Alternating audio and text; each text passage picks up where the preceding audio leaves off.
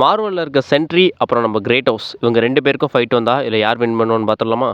ஃபர்ஸ்ட்டாக நம்ம சென்ட்ரியோட powers super human strength இருக்குது, அப்புறம் ஸ்பீடு அல்டிமேட்டாக இருக்கும், அப்புறம் மில்லியன் ஆஃப் சன்ஸோட பவர்ஸும் அவருக்குள்ளே இருக்குது, அப்புறம் வாய்டோட பவர் இருக்குது. சென்ட்ரி வந்து ஒரு இமோட்டலான கேரக்டர். அது பார்த்தாக்கு மார்வலில் இருக்கக்கூடிய ஒரு ஸ்ட்ராங்கஸ்டான பர்சனில் இந்த ஆளும் ஒரு ஆளாக இருக்கார்.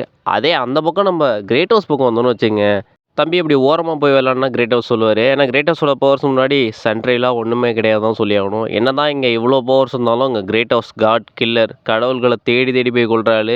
கிரேட் ஹவுஸோட பவர்ஸ்னு பார்த்தீங்கன்னா சூப்பர் ஹியூமன் ஸ்ட்ரென்த்லாம் அதெல்லாம் எங்கே சொல்கிறதே தெரியாது. அன்லிமிட்டடாக இருக்கும். கிட்டத்தட்ட குரோனோஸ் மாரியான ஒரு ஆளை அசால்ட்டாக போட்டு தள்ள அளவுக்கு சூப்பர் ஹியூமன் ஸ்ட்ரென்த் இருக்கும். அந்த அளவுக்கு ஒரு பவரான ஸ்பீடு, இவரோட ஸ்பீடெல்லாம் கணிக்கவே முடியாது. அப்புறம் இம்மோட்டலான கேரக்டர், அப்புறம் பாதி கடவுள். கடவுளை கொள்றதே அவ்வளோ சாதாரண விஷயம் இல்லை. ஏன்னா இவரே கடவுளை கொள்றவர். ஏன்னா காட் கில்லர்னு பேர் இருக்குது.